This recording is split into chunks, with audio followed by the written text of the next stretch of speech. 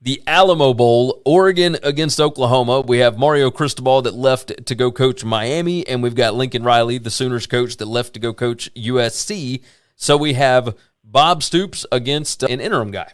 Like, I don't even have the name in front of me. It's not Moorhead, though, right? Moorhead already left for Akron? So Moorhead is actually coaching in this game. So I think he's going to be the interim, right? No, he's not the interim. It's I think it's the special teams coordinator. Okay, that makes sense. Here we go. Special teams guys usually know everybody, so that's why they get it. Brian McClendon.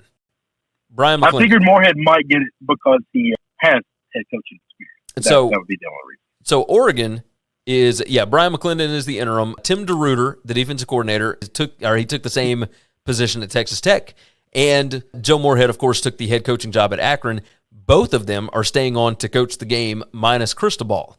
So the entire staff at Oregon is staying intact for this bowl game. At Oklahoma, that is not the case. He has already taken Alex Grinch with him to USC, in addition to the wide receivers coach, outside linebackers, defensive ends coach, and their strength coach, along with defensive line coach Calvin Thibodeau, who joined the SMU staff. So, Oregon has everybody, sans the head coach, and Oklahoma has maybe a couple of guys still lingering around, but it's definitely not the same at Oklahoma. Oklahoma's also had a ton of guys that have transferred, etc.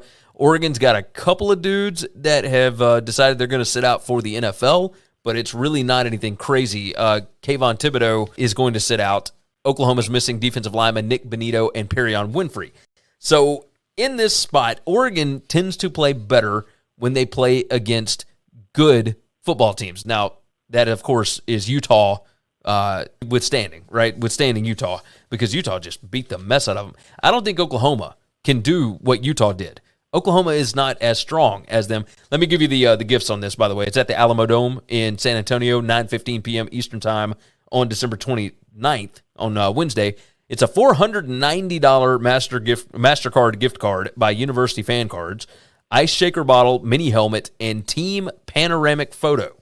I guess they're giving them a photo of their own team, like the school couldn't do that themselves. But whatever.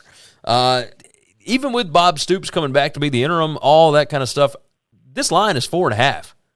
I still like Oregon to cover the 4.5. I think they can hang in this game. I think they can make Caleb Williams uncomfortable. And I think for Oregon, the game might actually matter a little bit. There's a reason the entire staff is staying on to play in this one. I think they were embarrassed by Utah. They want to come out and put out a good showing. I think they can hang. This seems like it might be a field goal game. So give me Oregon to cover the 4.5. Golly, man. I want really bad to pick the big game, Bob, because I spent most of my life never doing it. I'm not going to do it now. I trust Moorhead in the bunch running Oregon, and I think Oklahoma's going to struggle. I think they're going to struggle. The defense wasn't very good anyway, so Oregon's offense, I think, is going to look awesome. I don't think the defense is going to get any better by any stretch of the imagination. And so, give me Oregon. Thanks for listening to the Winning Cures Everything podcast. The website is winningcureseverything.com, and if you want to connect with us, we're on Twitter at GaryWCE, at Chris B. Giannini, at Winning Cures, or you can email us, Gary at winningcureseverything.com or Chris at winningcureseverything.com. Subscribe everywhere you need to subscribe, and we'll see you soon.